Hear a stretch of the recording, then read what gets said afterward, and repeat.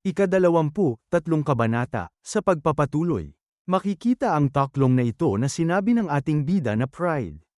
Dagdag pa niya kay Lee Pyong na dahil ba sa sining ng pakikipaglaban? Tila marami kang natutunan habang nananatili rito. Napasalubong ang kilay ni Lee Pyong bago siya tumugon na oo. Habang nangangaso at nakikipaglaban, naging pamilyar ako sa pamamaraan ng espada ng 3 sakuna sa sining ng pakikipaglaban. Dagdag pa niya na pero habang mas nagpapasensya ako sa pag-eensayo, mas nararamdaman kong may maliit na kulang sa sarili ko. Napahawak sa baba ang ating bida at sinabi niya na mula ka sa sektang Jongnan. Naisip niya ito habang nakaturo sa itaas at sinabi pa niya na ano ang kaugnayan mo sa pantas ng espadang galaksi. Nagulat naman si Lee Pyong at napasabi siya na kilala niyo po ang lolo ko? Makikita ang apoy sa lupa habang sinabi pa ng ating bida na sabi ko na nga ba, may pareho kayong matuwid na tindig ng matandang yun. Muling nagtanong si Lee Pyong na paano niyo po nakilala ang lolo ko? Tagapagturo, seryosong sinabi pa ni Lee Pyong sa kanyang isip na pumawawala ang lolo ko sa labanan noong panahon ng digmaan. Walang dapat na maging kaugnayan sa inyong dalawa, may iba pa bang ugnayan? Makikita ang ating bida at ang kanyang lolo sa kanyang alaala. Kaya napasabi pa sa isip si Lee Pyong na o kaya naman, kasama ba kayo sa digmaan ng lolo ko? Napabuka ang kamay ni Lee Pyong bago sinabi niya tagapagturo, kasama ba kayo sa pakikipaglaban ng lolo ko? Napasabi naman ng ating bida na kasama? Napangiti naman ang ating bida. Samantala, napasimangot naman si Lee Pyong at napasabi sa isip na anong ibig sabihin noon. Oo ba o hindi? Makikita ang bundok habang sinabi ng ating bida na at sa ngayon, hindi yan ang mahalaga. Kaya, ano ang sinabi ng matuwid na matandang yun na kahulugan ng karangalan para sa iyo? Sumagot naman si Lee Pyong na pinaliliwanag niya ito sa akin noong bata pa ako. Naalala niya ang sinabi sa kanya ng kanyang lolo ang karangalan ng Jongnan ay ang tumayong matayog at may kumpiyansa sa ngalan ng katarungan. Napasagot naman si Lee Pyong na kumpiyansa. Sinabi pa ng kanyang lolo sa kanya na oo, dahil ang Jongnan ay matatag na nakatayo sa katwiran at katarungan. Dagdag pa nito na ang kayang tumayo ng may kumpiyansa sa harap ng katarungan, katwiran, at sariling budi, yan ang karangalan ng Jongnan. Tumugon naman si Lee Pyong na ganun ba? Napasabi naman ng ating bida na medyo mahirap pa rin sa iyo na maunawaan dahil bata ka pa. Di ba? Pumasok ba sa isip mo ang mga salita ng lolo mo? Tumugon naman si Lee Pyong na hindi ko masabi ng tiyak, pero may kaunting ideya ako. Napapikit ang ating bida at sinabi niya na isiping mabuti kung ano ang ibig sabihin noon. Sigurado akong makikita mo ang kasagutan. Tahimik lamang na pinagmasdan siya ni Lee Pyong. Umalis na ang ating bida habang itinataas ang isang kamay at ang isa naman ay nakahawak dito, sa kanya ito ipinaikot sa likod ng kanyang ulo. Makikita ang bilog na buwan sa kalangitan. Makikita si Lee Pyong na nakatayo lamang. Nakapikit siya habang tila may malalim na iniisip. Naalala niya ang kanyang pagsasanay at napasabi sa isip na tama, ang pag-eensayo ng sining ng pakikipaglaban ng 3 sakuna ay hindi nangangahulugang hindi ako makakatayo ng matayog ng may karangalan. Hindi naman sa nagnanakaw ako ng mga pamamaraan mula sa ibang sekta, at hindi ko rin pinapabayaan ang mga pinahahalagahan ng Jongnan. Hindi rin ito nakakahadlang sa aking pag-unlad sa pagpapakdalubhasa sa sining ng pakikipaglaban ng Jongnan. Walang anumang bagay rito na sumasalungat sa karangalan ng Jongnan. Matututo ako at magsasanay, basta't hindi ko nalilimutan ang aking karangalan. Bahagyang iminulat ni Lee Pyong ang kanyang mga mata habang sinabi pa niya na ang karangalan ng Jongnan ay hindi nangangahulugang ang sining ng pakikipaglaban nito lamang ang tanging daan. Makikita ang kakahuyan habang sinabi pa ni Lee Pyong na sa tingin ko naiintindihan ko na ngayon. Naiintindihan ko na ang kahulugan ng karangalan na sinabi ng aking lolo. Napasabi naman ng ating bida sa kanya na hindi masama. Masayang sinabi naman ni Lee Pyong na ngayon ay wala na akong dahilan para mag-atubili, kaya pag-aaralan ko ang sining ng pakikipaglaban ng 3 sakuna. At ilang sandali pa, makikita ang mga ito na katatapos lamang sa pagsasanay. Sinabi ng ating bida sa mga ito na napakagaling. Malaki ang inyong naisulong. Dagdag pa ng ating bida sa mga ito na bahagya ninyong naabot ang target, kahit na akala ko ay imposible ito. Ang inyong pamamaraan sa paggalaw ng mga porma sayon ay mas gumanda ng husto. Habang nakahandusay sa lupa, sinabi ni Dan Mok na Pyong talagang nagbago ka ng husto kamakailan. Sumagot si Tang Jin na tama ka, parang nagkaroon ka ng isang uri ng kaliwanagan. Makikita naman ang mukha ni Li Paiong na nakatingala, basang-basa ng pawis ang kanyang mukha. Muling sinabi ng ating bida sa kanila na ngayong araw, ang ipinakita ko sa inyo ay maaaring malapit sa antas ng kasanayan ni Namgang Jiho. Siyempre, magkaiba ang mga pamamaraan, pero sinubukan kong gayahin ang kapaligiran ng espadang walang hanggang kalangitan. Dapat itong maging magandang karanasan sa pagsasanay para sa inyo. Sa pamamagitan niyan, nagtatapos na ang lahat ng pagsasanay. Tumugon ang mga ito na ha? Talaga, muling sinabi ng ating bida na oo. 2 araw na lamang ang natitira bago ang hatuhe. Ngayon ay oras na para buuin ang pangkalahatang diskarte. May pagtataka sa kanilang mga mukha at napasabi si Li Paiong na ha. Diskarte. Napasabi naman ng ating bida na bakit kayo nagulat. Siyempre, kailangan muna nating linawin ang ating layunin. Sinabi pa ng ating bida sa mga ito na bibigyan nyo ba ng prioridad ang pagpanalo sa festival, o magpapakatuon kayo sa paghihiganti sa pangkat ng Dormant Dragon. Nagtatakang sinabi naman ni Li Paiong na may pagkakaiba ba? Naisip niya ang grupo ni Tang Chu at sinabi pa niya na ang pangkat ng Dormant Dragon ang walang alinlangan na pinakamalakas. Pero kung ang layunin nyo ay paghihiganti, makakapanalo ba kayo? Tinaas ng ating bida ang isang daliri at sinabi pa niya habang nakapikit ang problema ay mabuhay ang inyong mga kasanayan. Ang makatagpo sila sa pinakahuling pagkakataon ay makakatulong sa inyo na makatipid ng lakas. Nakapikit ding sinabi ni Li Paiong na ang makipaglaban sa kanila ng napakaaga ay magbabawas sa ating pagkakataong manalo. Habang nakatingin naman sa unahan si Dan Mok, sinabi niya na nakikita ko na ngayon.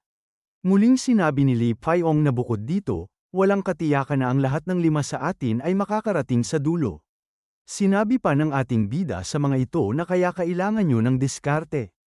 Depende sa inyong pilan, ang lahat ng inyong galaw sa labanan ay magbabago. Napasabi naman si Tang Jin na kung ganun, kung bibigyan natin ng prioridad ang paghihiganti, ano ang dapat nating gawin? Napangiti naman ang ating bida at sinabi niya kailangan nyong harapin muna ang pangkat ng Dormant Dragon. Bago sila makapag-adjust sa lupain ng bundok Makran at sa mga taktika ng gerilya. Dagdag pa niya habang makikita ang matarik na bundok na yan ang inyong pinakamagandang pagkakataon para pabagsakin sila at magtagumpay sa paghihiganti sa makatutuhanang paraan. Tahimik lamang na nakasalubong ang mga kilay ni Li Paiong habang nakatingin sa kanya at sinasabi pa niya na ang pinakamalaking balakid doon ay si Namgang Jiho. Seryoso pa rin ang mga mukha nila nang sinabi ng ating bida sa mga ito na ang kanyang pag-eespada ay talagang nakakatakot para sa inyong lahat. Seryoso ang tingin ni Li Paiong habang sinabi niya sa kanyang isip na kung papabagsakin natin siya, kailangan muna nating talunin ang malalakas na kasamahan sa kanyang tabi. Sinabi pa ng ating bida sa kanila na kung ganun, bibigyan ko kayo ng oras para mag-usap. Ipagbigay alam niyo sa akin ang inyong desisyon. Tumugon ang mga ito na opo, tagapagturo. Makikita ang kanilang mga kalasag at espada habang may nagsasalita na ito ay isang napakadelikadong pakikipagsapalaran. Dagdag pa ni Hamin sa kanila na nakita niyo ang pag-eespada na ginaya ng tagapagturo kay Namgang Jiho, di ba?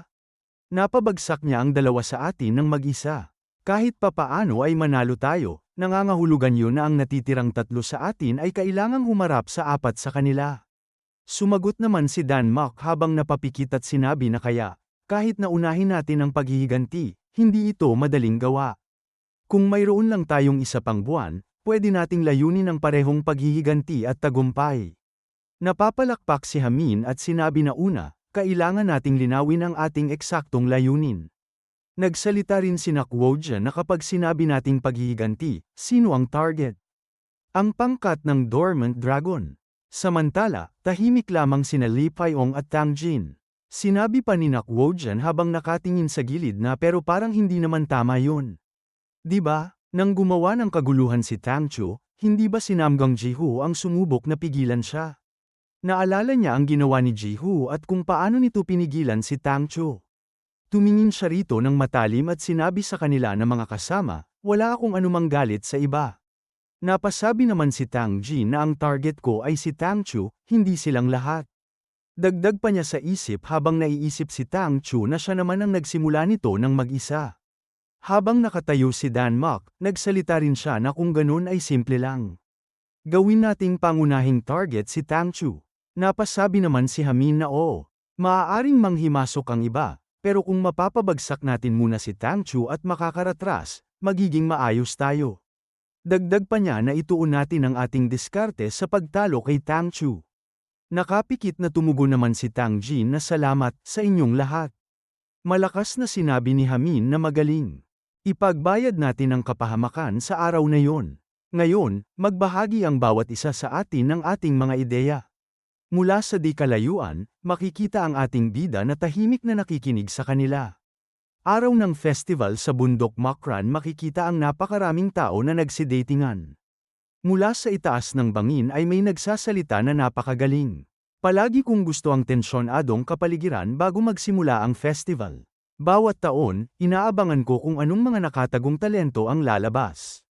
Sinabi pa ni Sang Kyung ng Hidden Dragon Academy na hindi ko lubos na naiintindihan kung bakit kailangan nating dumaan sa napakahabang labanan sa festival. Ang mas simpleng format tulad ng festival ng Dongto ay mas magiging epektibo. Ang paraang ito ay parang pagsasayang ng oras at tao.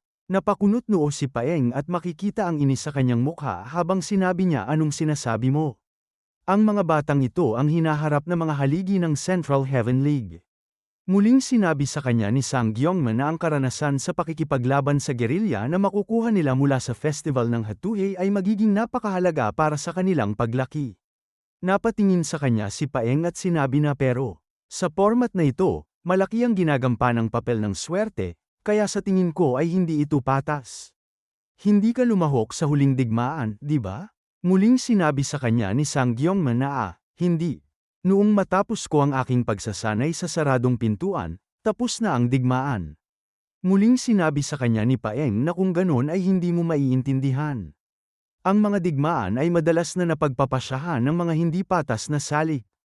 Tahimik na nakatingin sa kanya si Sang Gyongman, na may bahagyang ngiti sa mukha. Mula rito, makikita ang grupo ng ating bida. Sinabi ni Dan Mok na paano na ito magpapatuloy ngayon. Tumugon naman si Lee Pyong na hindi mo pa rin makuha? Ipapaliwanag ko. Hinawakan niya sa balikat si Dan Mok at sinabi pa na bawat koponan ay magkakaroon ng isang tagapagturo na nakatalaga bilang tagahatol na palaging makakasama nila. Ang papel ng tagahatol ay napakahalaga, kaya naman ang mga tagapagturo na responsable sa mga mag-aaral sa ika-4 na taon mula sa parehong Dormant Dragon Academy at Hidden Dragon Academy ang pinili para sa papel na ito. Nakatingin ang ibang grupo sa kanila nang napasabi pa si Dan Mok na nakikita ko na. Kapag may naganap na labanan, ang dalawang tagapagturo na yon ang magpapasya kung kailan hindi nakakayanin ng mga kalahok na lumaban at sa huli ay magpapasya sa tagumpay o pagkatalo. Gayunpaman, ang panghihimasok ng mga tagapagturo ay mahigpit na ipinagbabawal. Sinabi pa ni Tang Jin na kung manghihimasok sila gamit ang mga lihim na pagpapadala o iba pang paraan, magreresulta ito sa agarang pagkatalo. Napasabi naman si Dan Mok na kaya pala ganun ang takbo nito. Bigla namang mabilis na napatingin si Tang Jin sa gilid. At napasabi siya sa isip Tang Chu, maghintay ka lang at tingnan mo. Sisiguraduhin kung magbabayad ka para sa kapahamakan sa araw na yon. At dito na po nagtatapos ang ika-23 kabanata.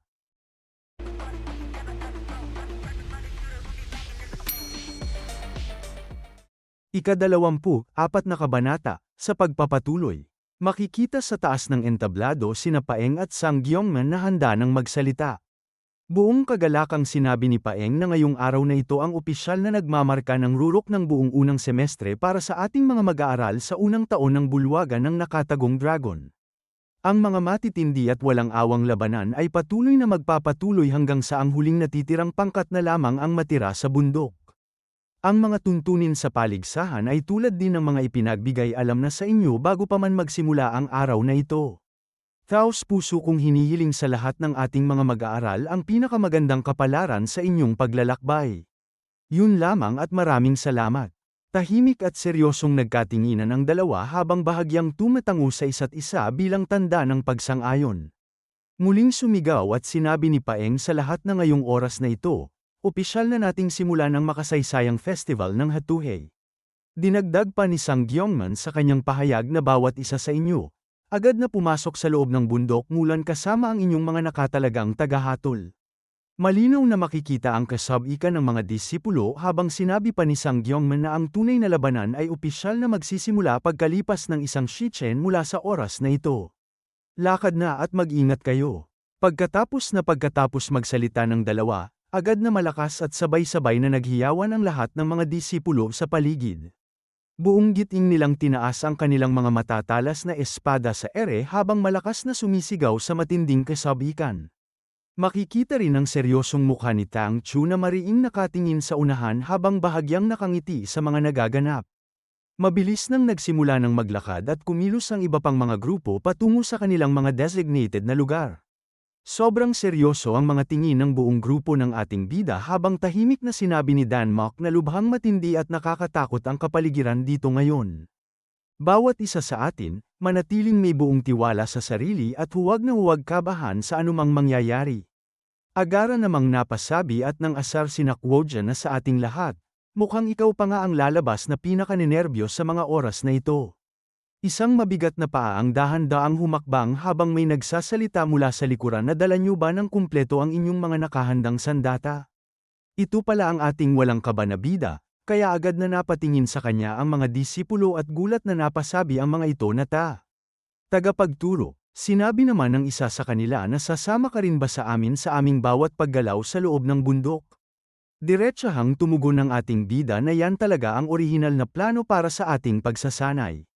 Sinabi pa ng lalaking nakapula sa kanya habang nakatingin ng diretsyo na pinaalalahanan kita. Alam mo naman ang buo ang mga tuntunin dito, di ba? Nakapikit ngunit may tiwalang tumugon ng ating bida na syempre naman, kabisado ko ang mga yan.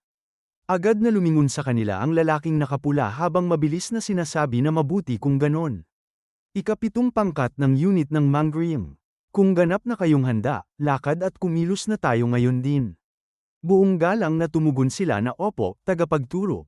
Sobrang seryoso ang matalim na tingin ni Tang Jin sa unahan ng kanilang daanan. Ganoon din ang ginawang paghahanda ng apat niyang kasama habang tahimik nilang sinasabi sa kanilang isip na ang natatanging pangunahing prioridad natin ngayon ay si Tang Chu mula sa unang pangkat ng unit ng Dormant Dragon. Oras na para ibuhos at ipakita natin ang lahat ng ating mga inihandang pagsasanay. Pagkatapos ng kanilang maikling pag-uusap ay makikita silang mabilis at sabay-sabay na tumatakbo sa loob ng gubat. Bigla silang tumigil sa pagtakbo at mabilis na nagtago sa likod ng malalaking puno habang maingat na pinagmamasdan ang ibang grupong nasa unahan nila. Habang nakatago ng maayos sa likod ng puno, mariing tumingin at nag-abang si Tang Jin sa mga ito. Biglang sinabi ng isa sa mga kasama sa grupong sinusundan nila na Namgang Jiho, pakiramdam ko ay may nakasunod sa ating mga yapak sa likod. Seryosong sumagot ang lalaki sa kanya na may nakasunod sa atin. Maaari kayang, ang ikapitong pangkat yon ng unit ng Mangriang. Dagdag pa ni Tang Chu habang may halong pang-aasar na tiyak na ako ang pangunahing target ng mga yun, hindi man lang nila alam ang tunay na kinalalagyan nila. Malamang ay gusto lang talaga nilang mag-higanti para sa mga nangyari sa kanila noong araw na yon. Bigla naman itong nagtatakang napatingin sa kanyang gilid, partikular sa direksyon ng madilim na kakahuyan. Napasabi naman si Tang Chu habang nagtataka na hoy, bakit tila hindi ko na sila muling nakikita doon? Mukhang tuluyan na atang sumuko ang mga duwag na yon. Agad namang tumugon si Jiho na oo nga, mukhang na-realize nilang sumuko na lang sila sa laban. Hindi na rin sila nagpapatuloy sa paghabol o pagsunod sa atin ngayon. Agadan ding ibinuka ni Tang Chu ang kanyang kamay at mayabang na sinabi na ang mga hanggal at mahihinang yun. Tulad din ng inaasahan ko, hehe. Ibig ko lang sabihin, bakit pa kasi sila sumunod sa atin na parang mga takot na daga noong una? Sinabi naman ni Jiho habang nakatingin sa malayo na ano nga ba talaga ang pumasok sa mga utak at iniisip nila. Wala man lang silang ni Katie ting nakasanayan para harapin ang kahit isa man lang sa atin. Muling sinabi sa kanya ni Tang Chu nang may pang-aasar na tama ka dyan, sinusubukan ba talaga nilang maghiganti sa lahat ng nangyari sa kanila noon? Pero sa ginagawa nila, uulitin lang nila ang pareho nilang nakakapahiyang pagkakamali. Mabilis nang umisi naman ang isa nilang kasama at sinabi na at isipin mo pa, may mga pana pa silang dala na may kasama pang mga kalasag. Talagang nakakatawa at nakakapagtaka ang porma sayo na yun. Ano sa tingin ng mga mahihinang yun ang totoong magagawa nila laban sa atin? Hayaan na lang muna natin silang gawin ang anumang katarantaduhan na gusto nila. Mariing at seryosong nakatingin pa rin sa unahan si Ji-Woo habang naglalakad. Malalim niyang naiisip ang nakaraang pakikipaglaban ng ating bida habang seryoso niyang sinabi sa kanyang isip na pero, ang nakakatakot na tagapagturo na yun mula sa ikapitong pangkat ay patuloy na nababagabag sa akin. Tiyak na isa siyang takot-takot at napakalakas na dalubhasa sa pakikipaglaban. Mayabang at malakas na tumawa si Tang Chu at mabilis na sinabi na huwag ka nang masyadong mag-alala dyan. Kung sakaling mahuli o makatagpo man nila tayo, haharapin at tatapusin natin sila ng mas maayos sa pagkakataong ito. Patuloy lang sa mabilis na paglalakad ang buong grupo ni Tang Chu habang sinabi ng kasama nilang nakapink naman tuon muna tayo ng husto sa ating pangunahing layunin ngayong araw. Dagdag pa ng kasama nilang nakabandana sa ulo na layunin, mayroon ba talaga tayong tiyak na ganoong plano ngayon? Hindi ba't simpleng lumalakad lang naman tayo rito at pinapabagsak ang sinumang malalapit na kaaway na makatagpo natin? Sinabi naman ni Ji-Woo upang ipaalala na pero kailangan pa rin nating maging sobrang mag-ingat sa unang pangkat ng kalaban. Malamang ay tinipon din nila ang pinakamagagaling at pinakamalalakas na kasapi tulad ng ginawa natin para buuin ang kanilang pangkat. Mabilis na napasulyap sa kanyang likod si Tang Chu at confident na sinabi na mabuti na lang at kasama natin ang tulad ni Namgang Ji-Woo sa ating sariling pangkat. Kahit gaano pa kitalento o kagaling ang sinuman mula sa 8 pintuan ng Shenzhen, hindi pa rin sila kailanman may kukumpara sa kanyang antas. Tumugon ang lalaking nakabandana bilang pagsang-ayon na totoo ang sinabi mo. Ang mga may kakaiba at matataas na talento ay karaniwang mananatili lamang sa sarili nilang mga sekta para matutunan ang kanilang mga lihim at natatanging pamamaraan. Mabilis na sumagot si Tang Chu habang nakatayo na sino ba ang maglalakas loob na magbanta o humamon sa atin sa lugar na ito. Tahimik lamang at walang kibo na nakatingin si Ji-Woo sa malayang unahan. Napatingin naman ang kasamang nasa gilid niya at nag-aalalang sinabi na kaya ang ibig ko lang namang sabihin ay, hindi naman sa nandito ka ngayon dahil lang sa kulang ka sa talento kumpara sa iba. Malinaw na makikita ang matataas na puno sa paligid ng gubat. Tumugon siya sa kasama habang nakatayo na kung ganun ang sitwasyon. Maghihintay muna ba tayo rito sa pwestong ito? O mas magpapatuloy pa tayo sa pagpasok sa loob ng bundok? Muling sinabi ni Tang Chu habang naglalakad na mas magandang magpatuloy muna tayo ng dahan-dahan ng kaunti pa sa loob. Mabuti, gawin at sundin na lang natin ang lahat ng sinabi ni Ji-Woo. Malinaw na makikita ang kabuuan ng malawak na kabundukan. Mula rito sa malayo, makikita ang grupo ng ating bida na tahimik at maingat na sinusundan ang bawat bakas ng kalaban. Pagkatapos ng ilang sandali ay muli na naman silang mabilis na tumakbo ng walang ingay. Mabilis nilang nakita ang isang malinaw na bakas ng paa ng tao sa basang lupa. Tahimik at seryosong nakatingin naman ang lalaking nakapula sa unahan habang mahinang sinasabi ng ating bida na unti-unti nang lumalabas ang magagandang resulta ng ating mga ginagawang pagsasanay. Napakahusay at napakalinis ng ginagawa niyo ngayon. Napasabi naman sa kanyang sariling isip ang lalaking nakapula habang nagtataka na ang mga taong ito, mula nga ba talaga sila sa itinuturing na mahinang unit ng Mangriyang? Kamangha-mangha dahil kumikilos sila tulad ng mga disiplinadong sundalo sa isang totoong digmaan. Dagdag pa niya sa isip habang maingat na makikita ang grupo ng ating bida na nagmamasid sa paligid na pangunahin sa kanila ang mabilis na paghahanap sa mga bakas ng kaaway. At kumikilos sila ng maayos habang ganap na binubura ang sarili nilang mga bakas sa lupa. Pati na rin ang lahat ng mga bakas na naiiwan ko. Agad-anding napatingin ito sa ating bida at muling sinabi niya sa kanyang isip na sinabi nilang pupunta muna sila sa bundok mulan para magsanay ng magkasama. Hindi ko talaga akalain na ganito ang mangyayari. Ano nga ba talaga ang totoong iniisip ng taong ito? Biglang makikita ang malawak na kabundukan ng may malakas at nakakagulat na umugang mula sa malayo. Agad na mabilis na naalerto ang lahat ng mga grupo at mabilis na kumilos ang mga ito sa kani-kanilang pwesto. Makikita ang matataas na puno habang may malakas na sumisigaw sa paligid na opisyal nang lumipas ang isang Shichen. Nagsisimula na ang tunay na labanan. Agad na mabilis na sinigaw ng mga kalahok na bilis. Kailangan na nating mabilis na magtago sa paligid. Pabagsakin muna natin agad ang mga taong yun. Maghanda na ang lahat para sa ating gagawing pag-atake. Bahagyang napangiti naman ang ating bida habang nakatingin at sinabi na nagsisimula na rin sa wakas ang totoong saya. Bigla namang napatingin ang ating bida sa kanyang gilid, na may malaking pagtataka sa mukha. Mabilis namang tumakbo ang lalaking nakapula patungo sa unahan. Sinabi naman sa sariling isip ng ating bida habang nakatingin sa tumatakbong tagapagturo na malamang ay nahanap na nila ang magandang pwesto ng pag-aabang. Tiyak na magiging lubhang kawili-wili na ang mga susunod na bagay-bagay. Habang patuloy na naglalakad ang grupo ni Tang Chu, tahimik namang nakatago si Tang Jin habang maingat na pinagmamasdan ang bawat galaw ng mga ito. At sinabi niya ng napakahimik sa kanyang mga kasama na bawat isa sa atin. Pigilin niyo ang inyong hininga. Huwag niyo silang hayaang maramdaman ang ating kinaroroonan. Isang kamay ang mabilis na itinaas ni Jiho at sinigaw sa grupo na bawat isa, hinto muna kayo. Napasabi naman ang kasamang nakabandana ng may pagtataka na bakit kailangang huminto ng bigla-bigla. Dagdag pa ng isa nilang kasama na Jiho. Mariing at matalim na tumingin si Jiho sa gilid ng kakahuyan at mabilis niyang sinabi na isa itong nakahandang harang. Bawat isa, humawak ng mahigpit sa inyong mga sandata at mabilis na lumabas sa pangunahing daanan. Mabilis na kumilos ang mga ito upang magtago at tumugon na ano.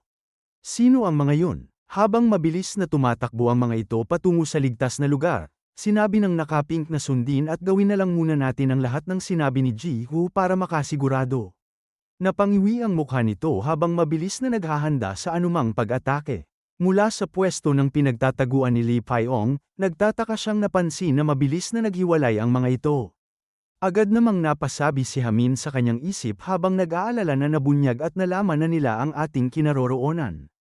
Mas mabilis ito kaysa sa ating orihinal na inaasahan. Hindi na nga nakakapagtaka na sila ang itinuturing na unang pangkat. Agad siyang naghanda ng kanyang malaking pana habang malakas na sinasabi na ikapitong pangkat. Sabay-sabay nating atakihin sila ngayon din. Makikita rin si Li Paiong sa gilid na mabilis na naghahanda ring pamana patungo sa kalaban. Mabilis ding kumilos at humawak sa kanilang mga sandata sina Nakwojan at Danmak. Seryoso at nakatutok ding pamana si Tang Jin sa kanyang target. Sabay-sabay at mabilis na lumipad ang kanilang matatalas na palaso patungo sa kinaroroonan ng grupo ni Tang Chu. Seryoso ang mga mukha ng mga ito habang nakatitingin, na may bahagyang pagkagulat sa ginawang pag-atake.